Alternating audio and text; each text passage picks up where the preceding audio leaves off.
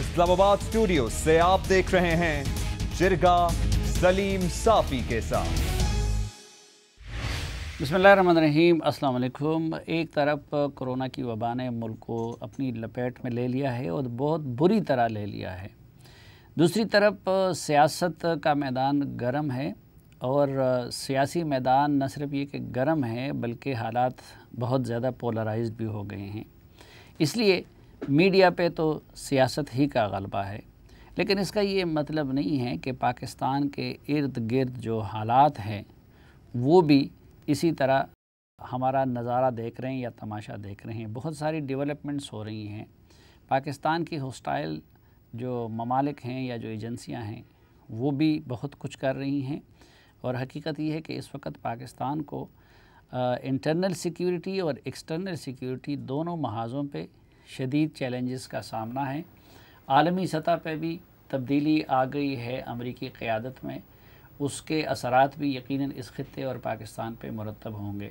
चुनांचे आज के प्रोग्राम को हमने इस मौजू के लिए ख़ास किया है कि ये जान सकें कि पाकिस्तान को इंटरनल महाज पर सिक्योरिटी के किन थ्रेट्स का सामना है और एक्सटर्नल महाज पे किन थ्रेट्स का सामना है, और फिर सबसे बढ़कर ये कि उन चैलेंजेस का या उन थ्रेट्स का मुकाबला करने के लिए हुकूमत और रियासत पाकिस्तान क्या कर रही है। हमारे साथ हैं आज के जिरगे में नेशनल सिक्योरिटी के लिए वज़ीर-ए-आज़म के मामले ख़ुसूसी जनाब डॉक्टर मोईद यूसुफ साहब। बहुत शुक्रिया मोईद साहब। और सबसे पहले ये है कि इस वक्त थ्रेट परसेप्शंस हमारे क्या है, इंटरनल फ्रंट्स पे क्या बुनियादी थ्रेट्स हैं पाकिस्तान को और एक्सटर्नल फ्रंट्स पे क्या थ्रेट्स हैं? शुक्रिया सलीम साहब। देखिए, मेरे नज़दीक अभी आपने हाल ही में देखा, हमने ये हिंदुस्तान पे एक पूरा डोसियर जो है उसकी प्रेस कॉन्फ्रेंस फिर उसको शेयर किया बताने के लिए कि ये जो बार बार बात होती है कि पाकिस्तान पैरानॉइड है, ये तो जी ऐसे ही है, कुछ नहीं हो रहा, और यहाँ से भी ऐसी आवाज़ें आती हैं, उसको वाज़े करने के लिए कि दुनिया में इस वक्त शायद ही कोई मुल्क हो जो इतने एफ़र्ट के साथ अपने किसी हमसाये को अंडरमाइन कर रहा है। ये जो इस वक्त हिंदुस्तान में टोला बैठा हुआ है जो ये मुल्क चला रहा है, मैं आपको वसूख से कहता हूँ कि ये तो चाहते हैं कि खुदा न खास्ता पाकिस्तान रहे ही ना, उस हद तक चले गए हैं। आपको कोई और मुल्क पता है जिसका वज़ीर-ए-आज़म बैठ के एक सेल की सरबराही करे कि सीपैक नामी चीज़ को किस तरह ख़त्म करना है? उसमें चीन भी पाकिस्तान भी उनको मुश्तरका तौर पे इकट्ठा करके ये नरेंद्र मोदी खुद एक सेल की सरबराही कर रहा है। आपको दिखाया है कि उन्होंने 15 में एक पूरा सेल क्रिएट हुआ जिसमें रॉ तो शामिल है ही है। वो कहते हैं कि जी हमारी फ़ौज तो बिल्कुल इन मामलात में, सिविल मामलात, DIA जो उनकी फ़ौज की एजेंसी है वो उसके अंदर बैठी हुई है, उसके लिए पैसे मख्तस किए गए, अमाउंट हमने दिया है और किन चीज़ों में इस्तेमाल होना है, उसका लिंक फिर कैसे जुड़ रहा है उन अटैक से जो सीपैक की राहदारी के प्रोजेक्ट्स पे हुए या उसके इर्द गिर्द हुए। तो ये तो ऐसी कड़ी इस दफ़ा हमने जोड़ी है कि मेरा नहीं, अगर कोई थोड़ा सा भी ऑब्जेक्टिव है इस वक्त तो वो इससे आंखें नहीं बंद कर सकता और उसको ये पता चलेगा कि वाकई एविडेंस सारा इतना सॉलिड है। तो ये तो एक बात होगी। दूसरी बात, तीसरी सरहदों का इस्तेमाल जो हिंदुस्तान कर रहा है। तो आपने देखा कि इसी हफ्ते वज़ीर-ए-आज़म साहब अभी अफ़गानिस्तान गए थे, वहाँ पे एक बायलैटरल विज़िट थी, उसका ताल्लुक सिर्फ इस चीज़ से नहीं था, लेकिन सिक्योरिटी पर बात हुई। हमने अपने तहफ़्फ़ुज़ात से पहले पसे पर्दा बारहा आगाह किया, अमेरिका को भी, अफ़गानिस्तान, बाकी ममालिक, लेकिन क्योंकि अब पब्लिक में आ गया तो ये बात दोबारा हुई। हमारे पास एक बायलैटरल मैकेनिज़्म है, उसमें जॉइंट सिक्योरिटी वर्किंग ग्रुप है, उसमें ये बात होनी चाहिए। इसलिए लोगों ने हमसे पूछा जी कि आपने उनका क्यों नहीं नाम लिया। अफ़गानिस्तान से हमारा एक ताल्लुक है, बेहतर हो रहा है, वहाँ अमन का एक प्रोसेस चल रहा है। हम नहीं चाहते हिंदुस्तान एडवांटेज ले और कहे जी कि इन दोनों में एक दरार खड़ी की जाए। फिर आ जाए इंटरनल चीज़ पे। देखिए, इंटरनल इशू पे लिंक तो बाहर से बिल्कुल वाज़े आपको बता दिया, लेकिन मैं उनमें से हूँ जो हमेशा कहता रहा हूँ इस ओहदे से पहले और अब फिर आपको कह रहा हूँ, साथ साथ हमें इंट्रोस्पेक्शन करके अपनी कमज़ोरियाँ भी दूर करनी है। ये देखिए, दुश्मन तो फ़ायदा उठा रहा है, अब हमने सारी दुनिया के सामने रख दिया, इसमें कोई ढकी छुपी बात नहीं है। और मैं आपको ये भी बता दूं कि अगर जो अभी रखा है इससे 10 गुना और भी है। तो कोई शक नहीं होना चाहिए। लेकिन दुश्मन क्या करेगा, वो यहाँ पे कमजोरियों को एक्सप्लॉइट करेगा। वो क्या कमजोरियां हैं? देखिए, काउंटर टेररिज्म स्ट्रक्चर में आप 100% तो कभी भी नहीं, पूरी तरह कोई भी दुनिया का मुल्क नहीं कर सकता ना, तो वो ढूंढेगा कि कहाँ पे है। अब बलोच ये जो ऑर्गेनाइजेशंस जो बदकिस्मती से कुछ डिसिडेंट्स मिले हुए हैं, उनको इस्तेमाल कर रहा है। ठीक है, तो आपने देखना है कि उनके कहाँ ताने बाने हैं, वो किस तरह ख़त्म होने। सीपैक राहदारी का प्रोजेक्ट है, तो पूरी डिविजन जो सिक्योरिटी की दो खड़ी की, काउंटर करने के लिए तो फिर ज़रूरी था कि आप बलोचों के ग्रीवेंसेस को दूर करते, आप पख्तूनों के ग्रीवेंसेस को दूर करते, आप गिलगित बल्तिस्तान के ग्रीवेंसेस को दूर करते। तो आपकी हुकूमत ने तो इस दौरान ना कोई उनको एंगेज किया है, बल्कि जो मेन स्ट्रीम के आपके साथ अख्तर मेंगल साहब थे, उनको भी आपने नाराज़ कर दिया। तो ये तो दुश्मन का काम आसान कर रही है। हर दफ़ा वही जवाब देता हूँ। मुझे ऑनेस्टली ये political space, I am not the right person, मुझे उतनी नॉलेज ही नहीं है कि मैं आपको सही जवाब दे सकूँ। लेकिन मैं आपको वापस लाता हूँ जो आपने मेरा लेकिन आप भी वो पर्सन है कि जो बार बार इस पे जोर दे रहे हैं कि हमें अपने इंटरनल मामलात को दुरुस्त करना चाहिए। नहीं ठहरे, मैं तो सिक्योरिटी की बात कर रहा हूँ, लेकिन जो आपने सवाल पूछा ना, मुझे उस पर एतराज़ है। मैं आपको बताता हूँ क्यों है। ये वो हाइब्रिड वॉरफेयर वाली बात है। बिल्कुल आपका हक है पूछना, और आप वो नहीं मैं बात कर रहा। मैं सिर्फ ये कह रहा हूँ कि जब हम एक ब्लैंकेट बात करते हैं ना कि इनकी भी ग्रीवेंसेस नहीं हुई, इनकी भी नहीं हुई, इनकी भी नहीं हुई, ये बात हिंदुस्तान पिक करता है और कहता है देखिए ये तो सारे वहाँ पे वैसे ही एग्रीव्ड बैठे हुए हैं, इसलिए ये मुल्क तो ऐसे चल ही नहीं सकता, इनको यहाँ भी मारो वहाँ भी मारो। देखिए बलूचिस्तान की बात अगर आप करें तो उधर बहुत ज़्यादा एफर्ट हुआ है, और ये रिकन्सिलिएशन का एफर्ट मैं तो सिक्योरिटी साइड से देखता हूँ, उस पर बहुत कोशिश हुई है। मसाइल पेचीदा हैं, उसमें बहुत सी कॉम्प्लिकेशन है। गिलगित बल्तिस्तान अभी आप देखें जो इंतखाबी मुहिम हुई है, उसमें आप ये छोड़ें कि कितनी देर चली, तो किसने, हर पार्टी के मैनिफेस्टो में ये लिखा हुआ है कि हम प्रोविजनल प्रोविंस बनाना चाहते हैं। क्यों? क्योंकि वहाँ के लोग ये चाहते हैं। तो ये रिस्पांस है उस पॉपुलर डिमांड को। दूसरी तरफ मकबूजा कश्मीर में देखें क्या है कि 100% कह रहा है कि हिंदुस्तान से हमने जान छुड़ानी है। ये रिस्पांस था या इलेक्शन स्टंट था? मेरे लिए तो इलेक्शन स्टंट नहीं। देखिए, मेरे दफ्तर का तो कोई ताल्लुक नहीं है इलेक्शन से। मैं तो आपको ये कह रहा हूँ कि ये जो जीबी की सारी पब्लिक डिबेट है, ये एक पॉपुलर विल की बेसिस पे है। नहीं, मैं खुद पिछले 10 साल से एक तालिब इल्म और एक मजदूर की हैसियत से मुसलसल ये आवाज़ उठाता रहा कि गिलगित बल्तिस्तान को सूबा बनाना चाहिए, और सरताज अजीज़ साहब की कमेटी की सिफारिशात में भी थी। लेकिन अमूमन हमारे ताकतवर हल्के उसकी राह में रुकावट बन जाते थे, और वो ये कहते थे कि इससे कश्मीर काज को नुकसान पहुँचेगा। ठीक है। तो अब जबकि मोदी ने उसको हड़प कर लिया मकबूजा कश्मीर को, उसके बाद मैंने भी इसके लिए आवाज़ उठाना छोड़ दिया है, क्योंकि लोग अब ये समझेंगे कि जी हमने इसको एंडोर्स कर लिया। देखिए, तो इससे ये तासुर नहीं मिलेगा कि हमने इंडियन नैरेटिव को एंडोर्स कर लिया, या उधर तुम इधर हम वाले तो, फार्मूले पे हमने अमल कर लिया। देखिए, ये वजह बात है, ये बात हो भी रही है।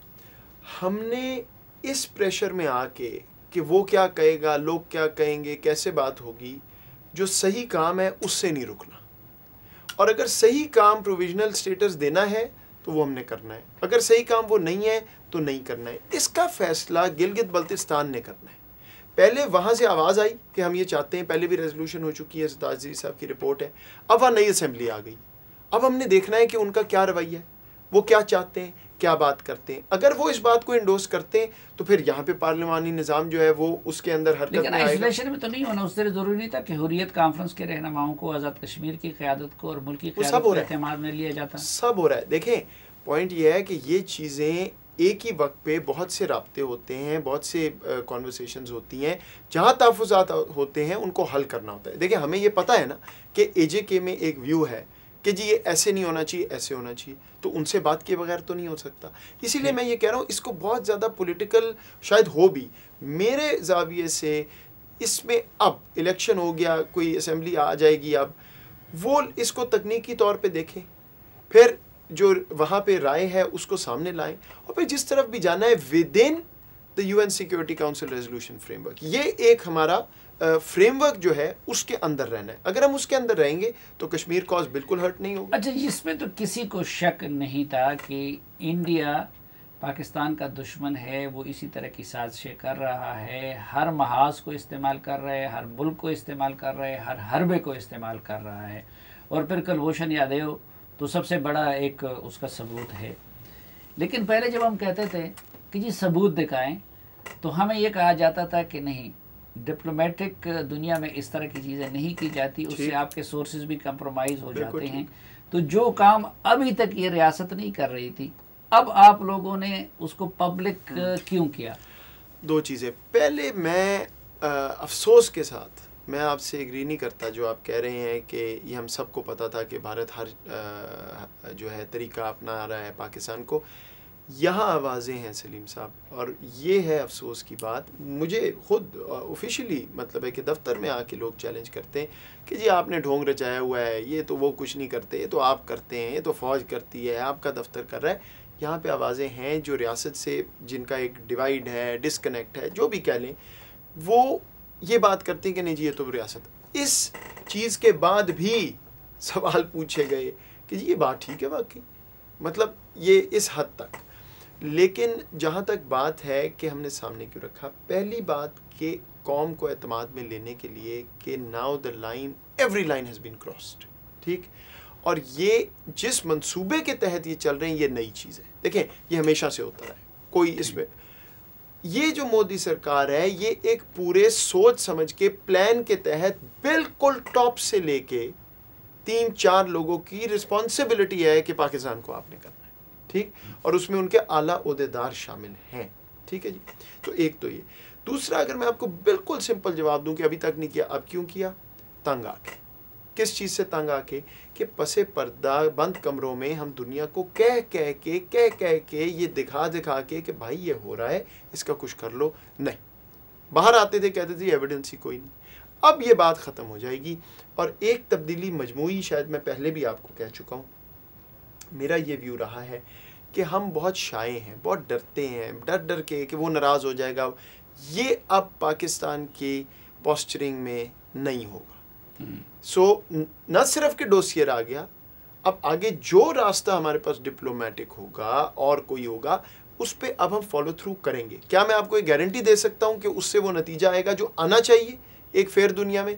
India state sponsor of terrorism, Indians list होने चाहिए 1267 या 1373 या UN में, फैक्टिव में ब्लैक लिस्ट होना चाहिए। मुझे नहीं मालूम कोई भी हम वी वोंट लीव एनीथिंग जिस पे हमने कोशिश नहीं की। लेकिन दुनिया एक फेयर दुनिया नहीं है, ये आप भी जानते हैं। यहाँ पे पॉलिटिक्स है, यहाँ पे मफादात हैं।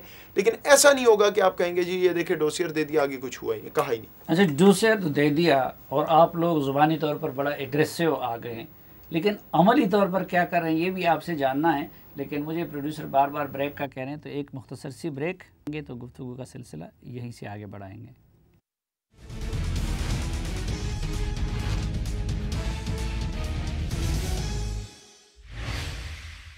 एक बार फिर खुशामदीद आपको जरिए में। डॉक्टर मोहित यूसुफ साहब, ये कि इंडिया ये कर रहा है, वो कर रहा है, इधर से साजिश कर रहा है, उधर से साजिश कर रहा है, ये तो एक लिहाज से रिपोर्टिंग है, जो मेरा काम है।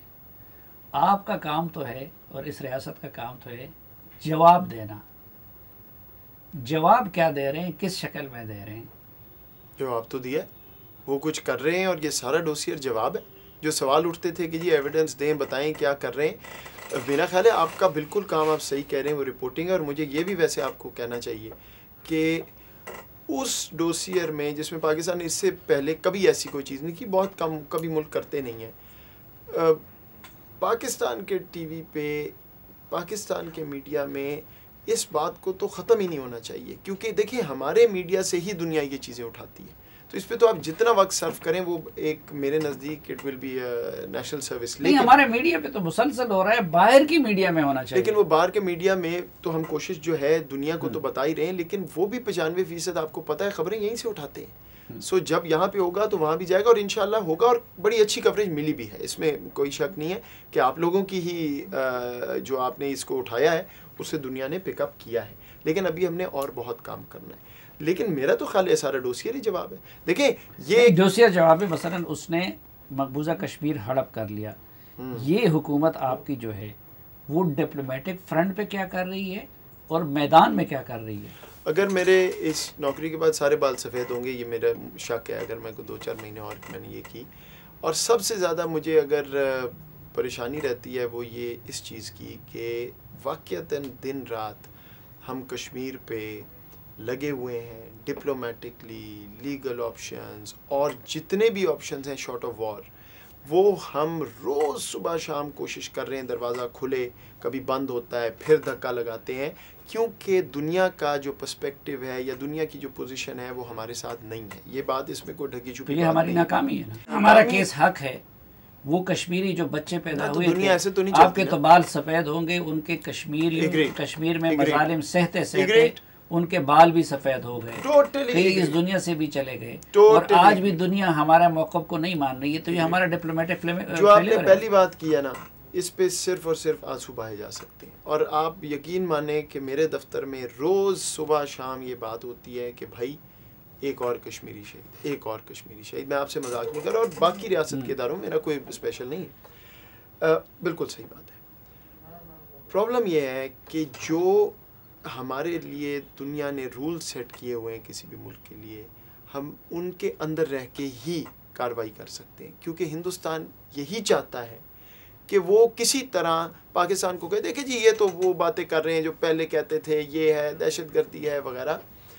तो अनफॉर्चुनेटली ओवरनाइट सोल्यूशन एग्जिस्ट नहीं करता। इसका ये मतलब नहीं है कि दिन रात काम नहीं हो रहा। ये बात मैं बिल्कुल तस्लीम करता हूँ कि एवरी डे जब मैं ये उठा के देखता हूँ या मेरे सामने कोई चीज़ आती है कि 4 कश्मीरी शहीद, 4 पाकिस्तानी फ़ौजी लाइन ऑफ कंट्रोल पे शहीद, सिविलियन शहीद, आप यकीन माने कि उस वक्त मेरा दिल करता है कि भाई I am not good enough for this job. मैं आपको एक ये बात करूँ, कश्मीर को हिंदुस्तान से के शिकंजे से निकालने के लिए 1, 2, 6, 12 आवाज़ें नहीं हैं, पूरे मुल्क की आवाज़ उसमें है और दुनिया की भी आवाज़ है। सच्ची बात यह है कि पसे पर्दा वही लोग जो सामने आके नहीं कहते, वो आपको पीछे कहते हैं, जो आप बात कर रहे हैं वो बिल्कुल ठीक है, लेकिन हिंदुस्तान ये और वो। अब मुझे लगता है एक तब्दीली आई है, अमेरिका में भी शायद अगर ये तब्दीली आई, ये ह्यूमन राइट्स की बात जब दोबारा आएगी तो इस पे आंखें बंद नहीं हो सकती। आप अमेरिका में रहे भी हैं, उनके निज़ाम को जानते भी हैं। अमेरिका में जो तब्दीली आई है उससे पाकिस्तान और इंडिया के मामलात में क्या तब्दीली मुतवक्किल है? कबल वक्त है कहना, क्योंकि वहाँ जिस तरह तब्दीली आ रही है, अब ये नहीं है कि एंड में वो बात किधर जाके रुकेगी। अगर ये बाइडेन साहब आ भी जाते हैं तो कितना उसमें स्पेस उनको मिलेगी। जो बात मुझे समझ आती है वो ये है कि हमें सवाल उलट करना है। सवाल ये नहीं है कि क्या तब्दीली आएगी, ये शायद पहले हम सवाल करते थे। सवाल है हमने अब से लेके अगले माह, 2 माह, 4 माह में क्या करना है ताकि जो भी तब्दीली आएगी वो हमारे हक में आए। बैठ के इंतज़ार नहीं करना। तो उसमें डोसियर को किस तरह वहाँ पे जाके ये बात बावर करानी है तमाम लोगों को कि जी आप इससे अब बच नहीं सकते, ठीक। किस तरह उनको ये बताना है कि असल में कश्मीर में हो क्या रहा है। हम तो बात ही नहीं कर रहे टेरिटरी की। आप पहले तो इस बात पे आएँ कि वहाँ जो शहीद हो रहे हैं बच्चे हमारे या ख़वातीन हमारी जगह है ना, जो किसी ने कब्ज़ा किया हुआ है। तो ये प्रोसेस हमने करना है, और ये वो मैं आपको जो बात कर रहा हूँ ना, एक प्रोएक्टिव अप्रोच वो लेनी पड़ेगी और ले भी रहे हैं।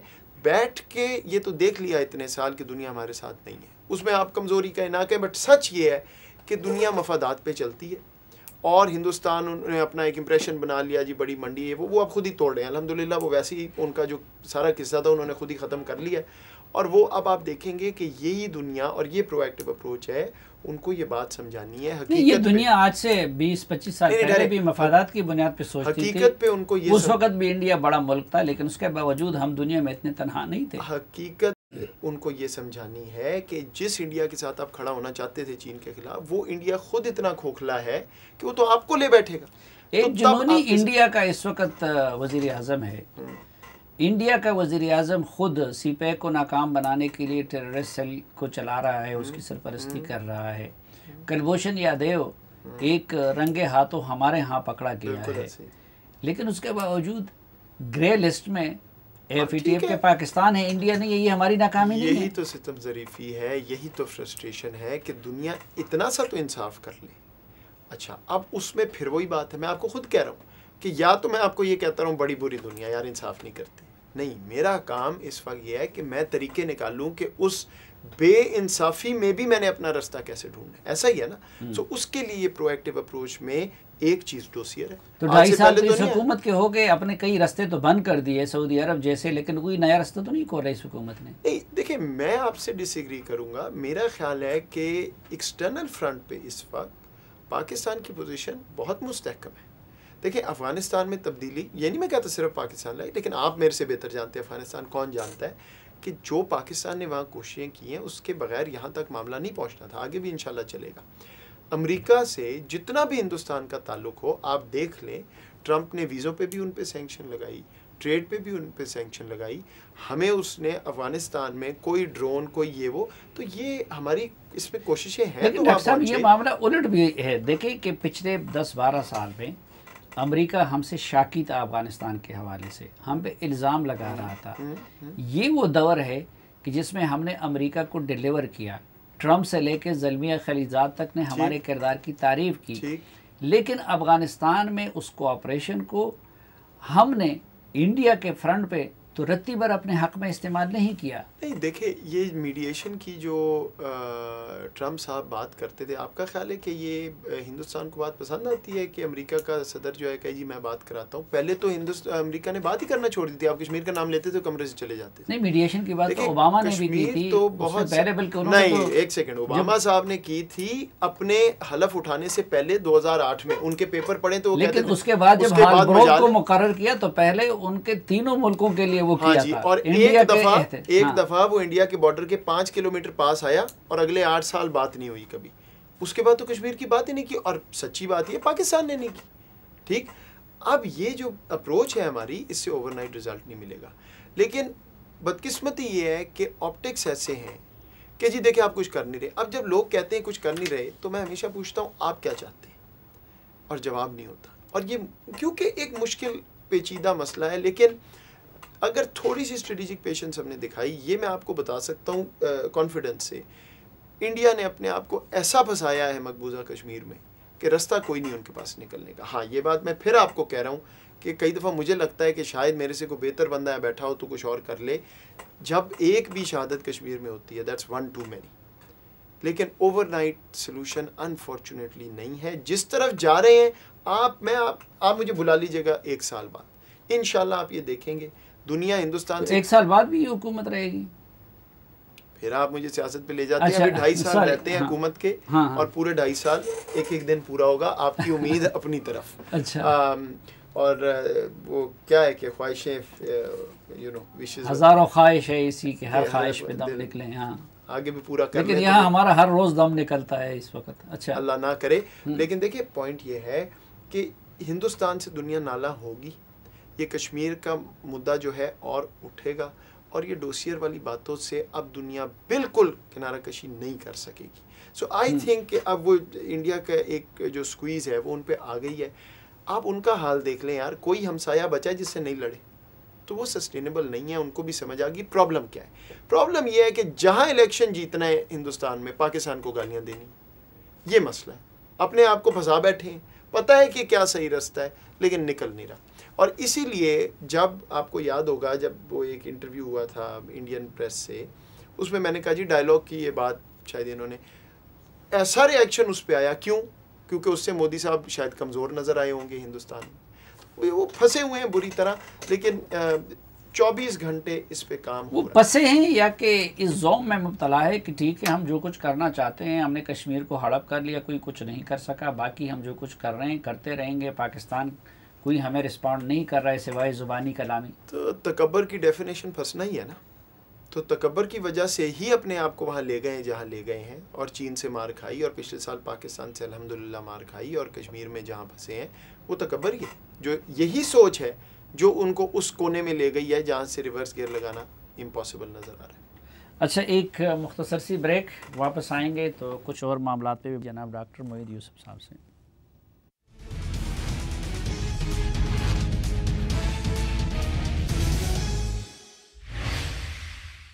एक बार फिर खुशामदीद आपको जरगे में। हमारे साथ हैं कौमी सलामती के लिए वज़ीर आज़म के मुशीर जनाब डॉक्टर मोईद यूसुफ साहब।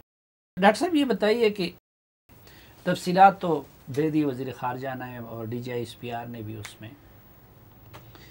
तकनीक क्या इस्तेमाल करते हैं वो पाकिस्तान के अंदर कार्रवाइयों के लिए, किस तरह के एलिमेंट्स के साथ उनके राब्ते हैं, किस तरह के लोगों पे इन्वेस्ट करते हैं, क्या करते हैं इंडियन? इस पर बहुत ज़्यादा बात तो मुनासिब नहीं होगी, लेकिन देखिए डोसियर में भी बहुत सी चीज़ें तो वाज़ेह हो गई ना। क्या?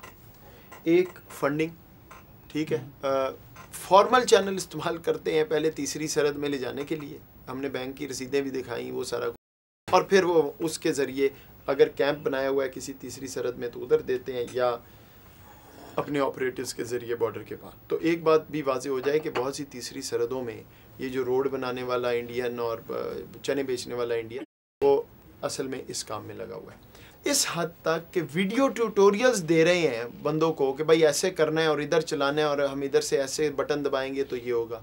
आपको वो टेक्नोलॉजी की चीज़ नज़र आ गई कि वो किस तरफ लेके जा रही है।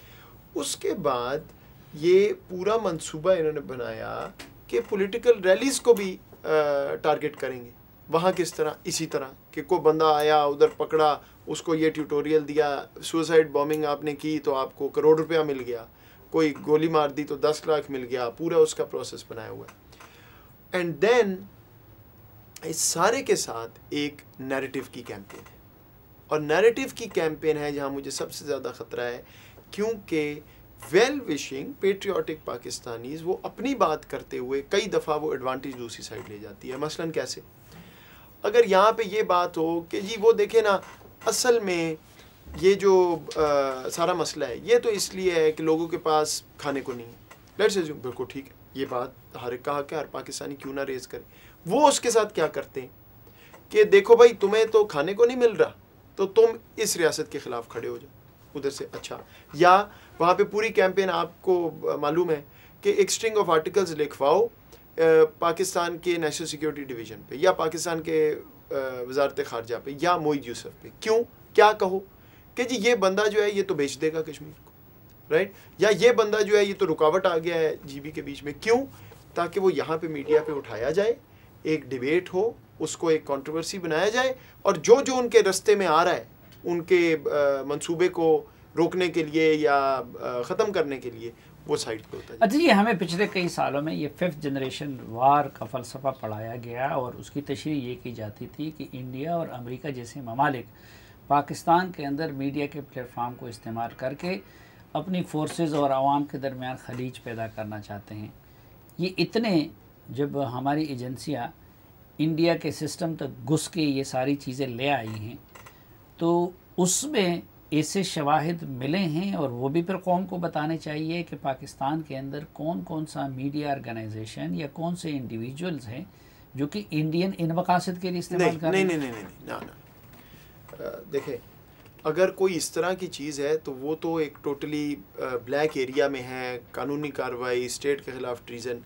5th जनरेशन वॉरफेयर का मतलब कुछ और है। वो क्यों है इतना मुश्किल उसको काउंटर करना? ऐसा नहीं है कि किसी ने आके मोईद यूसुफ को या फ़लाँ को कहा जी ये पकड़े पैसे, अब आप मिल जाएं फ़लाँ मुल्क के साथ और पाकिस्तान को। ये नहीं है। 5th जनरेशन वॉरफेयर का प्रॉब्लम ये है कि जेन्युइन नैरेटिव्स चल रहे होते हैं, उनको इस्तेमाल किया जाता है। मसलन अगर कोई यहाँ कह रहा है कि जी फ़लाँ की ग्रीवियंस है तो वो जेन्युइन नैरेटिव है, वो बंदा कोई किसी खुदा न खास्ता को पाकिस्तान के ख़िलाफ़ नहीं है, लेकिन कोई और दुश्मन उसको इस तरह का स्पिन दे के इस्तेमाल करेगा कि ये लगेगा कि जी ये देखे ये तो और वहाँ से मामलात ख़राब होंगे। फॉर इंस्टेंस मैं आपको एक एग्जांपल दे दूँ। नहीं, लेकिन इसका कोई सबूत मिला है, कोई शवाहिद जब इतने कि कोई पाकिस्तान का मीडिया ऑर्गेनाइजेशन या मीडिया पर्सन वो इंडियन के साथ कांटेक्ट में है और इस मकसद के लिए इस्तेमाल हो रहे हैं? इस डोसियर में वो एंगल की तो बात ही नहीं हुई। मैं जो आपको बात कर रहा हूँ उसकी मिसाल कुछ और है। उसकी मिसाल ये है कि आपने देखा कि आप चले, मैं एग्जांपल ले लेंगे, आपने कहा जी कि मोईद यूसुफ जो है ना बिल्कुल ख़राब आदमी, अमेरिका से आया है और 2 नंबर चलता रहा। उस पे आपसे अलग मैंने बात करें ज़रूर करें, चलता रहा ये सारा प्रोसेस, ठीक है। उधर से वो देखते हैं ये वीकनेस है, ठीक है, और वो कहते हैं कि ये नैरेटिव चलाओ, ट्विटर पे चलाओ तो इस पे चलाओ, उस पे चलाओ, इसके अपने भी दुश्मन है, वो भी इसको लेके चलेंगे और इस लेवल पे ले जाओ कि एक रुकावट हमारे सामने जो खड़ी हुई है, मिसाल दे रहा हूँ, उसका नाम मोईद यूसुफ है, सलीम साफ़ी है, ABC है, ये फारिग हो जाए। ये 5th जनरेशन वॉरफेयर है। इसमें ना आपने को गलत काम किया है, ना मैंने किया है, ना तीसरे ने किया है, लेकिन उन्होंने उसका एडवांटेज लिया और चल गया। आपने देखा हाल ही में अभी हिंदुस्तान में एक पूरी वो चल पड़ी थी कि जी सिविल वॉर होगी पाकिस्तान में, वो लड़ाई, वो कराची के वाक़े की। वो क्या है?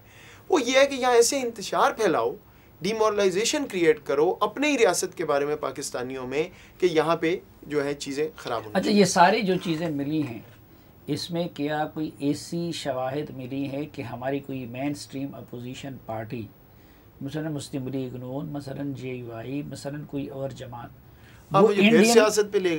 नहीं, मैं सियासत में आपको नहीं ले रहा। हाँ। ये चूँकि आप जिस हुकूमत का हिस्सा है, इस वक्त उनके वज़ीर-ए-आज़म से लेके वज़रा तक ये कह रहे हैं कि अपोजिशन इंडियन एजेंडे को आगे लेके बढ़ रही है। मेरे बतौर पाकिस्तानी जानना बहुत ज़रूरी है कि क्या वाकई उनके साथ इंडिया का कोई राब्ता है। देखिए, मैं आपको दो किसी भी सिस्टम में किसी एक शख्स के पास पूरी इन्फॉर्मेशन नहीं होती सवाए सरबराह के। ठीक, मेरे पास अपनी लेन की इन्फॉर्मेशन है, ये लेन मेरे पास आती ही नहीं है। लेकिन अगर वज़ीर आज़म पाकिस्तान ने कोई बात की है तो वो इन्फॉर्मेशन और शवाहिद के बेसिस पे की है। ये मैं आपको वसूख से कह सकता हूँ।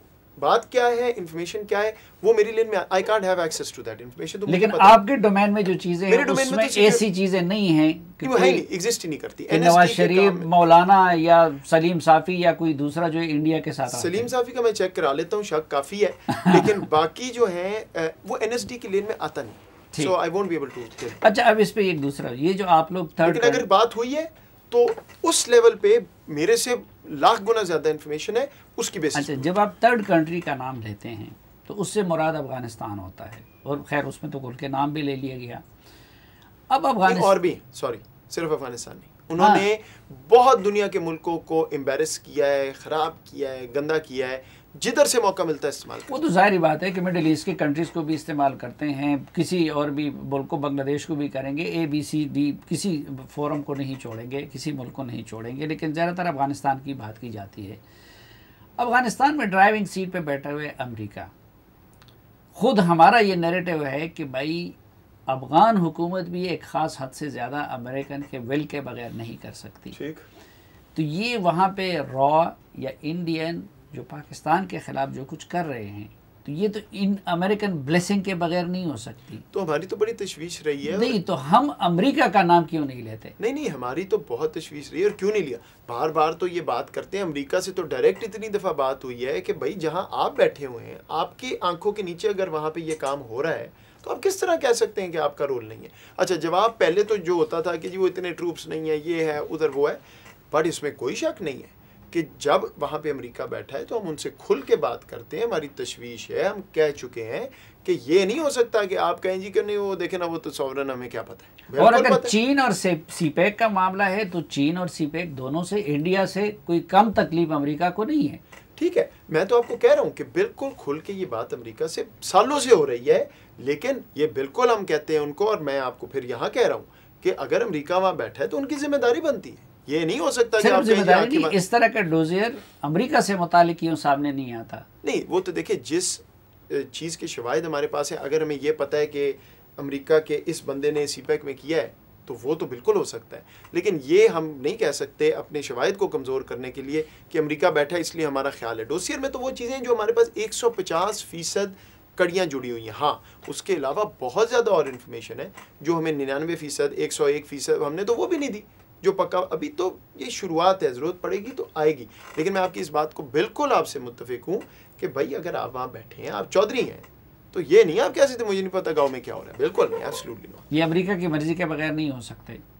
मर्जी शर्जी की बात अलहदा है। मैं आपको ये कह रहा हूँ कि आप यहाँ बैठे हुए हैं इस कमरे में, यहाँ पे साथ कोई एक खुदा न खास्ता कोई गलत काम कत्ल हो जाता है, आप कहते हैं मैं तो इधर को देख रहा था। No, that's not possible. लेकिन मेरी जिम्मेदारी तो बिल्कुल है, इनसे ज्यादा बन जाती है, बिल्कुल इस कैमरामैन से किसी और से ज्यादा बन जाती है। इसीलिए तो हम कह रहे हैं कि हमें आप कहते हैं डू मोर, तो डबल गेम, तो ये तो आपका क्या चल रहा है। लेकिन उसकी एक वजह ये तो नहीं है कि वो बात इसलिए नहीं की जाती कि वज़ीर आज़म की टीम में बहुत सारे लोग अमेरिकन और बरतानवी सिटीजन बैठे हुए हैं। पहले का तो अच्छा, पहली बात मैं सिटीजन नहीं हूँ।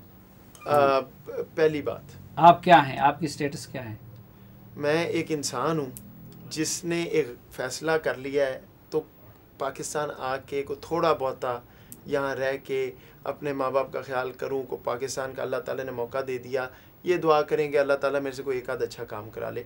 ये कितनी दफ़ा आप लोग करते रहेंगे।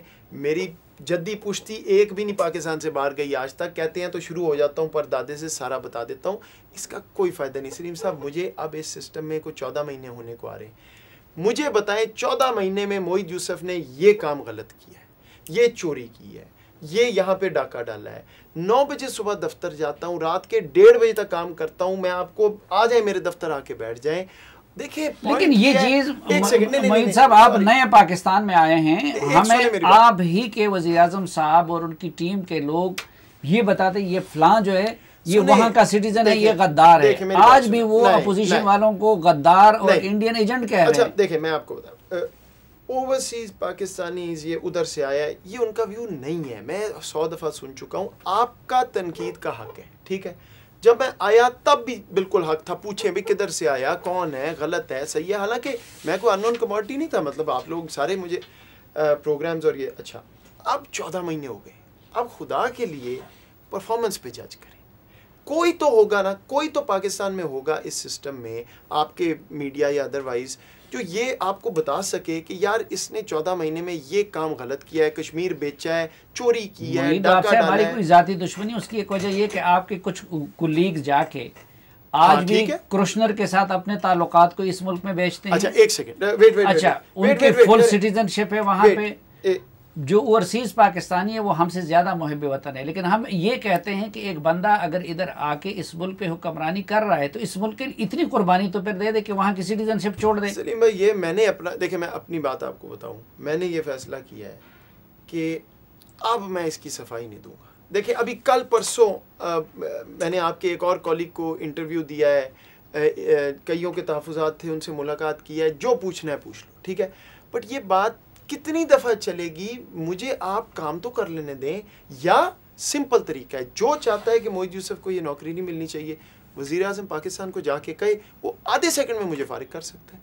लेकिन मैं आपको एक और साइड भी इसकी बताना चाहता हूँ। देखें, ये जितनी बात आगे जा रही है ना, मैं अपनी बात नहीं कर रहा, जनरली आप ओवरसीज़ पाकिस्तानीज़ वाकई नाला हो रहे हैं और इसका फ़ायदा इंडिया उठा रहा है। मेरे खिलाफ तो आर्टिकल आपने देखे ना इंडियन प्रेस में, वो ही बात करते हैं जो यहाँ है। देखिए मैं इसकी सफाई नहीं देता। नहीं, मैंने तो पहले दिन से आपके बारे में ये आपकी बात नहीं कर रहा, लेकिन देखें, एक साहब आई इधर हुकूमत की, हमारे कैबिनेट और उसमें बैठी, हुकूमत करने के बाद वापस चली गई, अब गायब है। इसमें मेरा क्या अच्छा, कसूर है? दूसरे मामिन खसूसी आए, उन पे इल्जामात लगे, वो करके वो बाहर चले गए। अच्छा ठहरे एक सेकंड, मैं आपको अच्छा, आपके कुलीग में ऐसे लोग हैं जिनके इंटरेस्ट हैं, जिनके कारोबार है, बैरूनी मुल्क है, और ये पट्टी हमें यहाँ पे पढ़ाई जाती रही कि जी वो अपने लोगों को कल्टिवेट करते हैं, ये करते हैं। एक बेंचमार्क, जब नौकरी ले ली ना, उसके बाद एक बेंचमार्क है, इस बंदे ने चोरी की, काम अच्छा नहीं करता, धड़ाबाजी करता है, बंदा जो है गलत काम कर रहा है, उस पर मुझे पकड़े, नो प्रॉब्लम, ठीक। अभी कल परसों टीवी पे चल रहा था कि जी इन्होंने तमाम पाकिस्तान के एसेट जो हैं बाहर के, उनकी तफसीलात मांगी है। क्यों मांगी? सरासर झूठ है यार, मतलब कोई उसका सर पैर ही नहीं है। कोई थोड़ा भी सच हो तो बंदा जवाब देता है। देखें, I am no longer bothered with this. मैंने जितनी सफाई देनी दे दी थी, सारा दिन काम कर रहा हूँ, उसमें गलती पकड़ ले मैं कल नौकरी छोड़ता हूँ। या वज़ीर आज़म साहब ऐसे कहते हैं यार I am done with you, thank you very much. लेकिन ये बात, नौकरी छोड़ने के बाद भी आप पाकिस्तान ही में रहेंगे? अच्छा, ये भी बड़ा अच्छा सवाल, मैं आपको जवाब दे देता हूँ, मुझे नहीं पता। देखें, मैं आपको ऑन एयर कह रहा हूँ, रिलीजियस कंजर्वेटिव, वो मतलब ईमान वाला बंदा हूँ, मुझे नहीं पता अल्लाह ताला ने क्या लिखा है। मैं आपको ये बता सकता हूँ कि मैं आया क्या करने। मैं इस नौकरी से 1 साल पहले पाकिस्तान आया था, लम्स में मैंने पढ़ाना शुरू किया, बीवी बच्चे लेके आया, माँ बाप मेरे लाहौर में अकेले हैं, उनके लिए आया था, इस मुल्क के लिए नहीं आया था, साफ बता रहा हूँ, ठीक है। ये उसके बहुत बाद नौकरी आई। अगर मैंने यही काम करना होता तो क्या वहाँ से चलता करियर छोड़ के, बीवी बच्चे उखाड़ के यहाँ स्कूल में डालता, उन मुश्किलात से गुजरता। यहाँ पे बच्चे 2 साल से पढ़ रहे हैं, अल्हम्दुलिल्लाह खुश हैं, माँ बाप मेरे खुश हैं, ये करने आया हूँ। अब अगर कल को, अल्लाह बेहतर जानता है, मैं उस तरह का बंदा नहीं हूँ कि आपको कहूँ जी बस सब कोई नहीं। यहाँ मैंने नेशनलिज्म नहीं पहना हुआ, नेशनलिज्म मेरे अंदर है। मैं वहाँ 10 साल रहा हूँ और आप मेरे से बेहतर जानते हैं वहाँ मुझे क्या कहा जाता था। नहीं, मैं आखिर में बहुत शुक्रिया आपका। और ये आखिरी तलख सवाल मुझे इसलिए करने पड़े, मैं ख़ुद उस हवाले से ना मुझे कोई शक है ना कोई शुबा है, हर बंदा मुहिब वतन है। और मोईद भाई को मैं ज़ाती तौर पर भी जानता हूँ। मोईद यूसुफ साहब के एक बार फिर शुक्रिया के साथ आज के जरगे से इजाज़त चाहता हूँ। अल्लाह हाफ़िज़।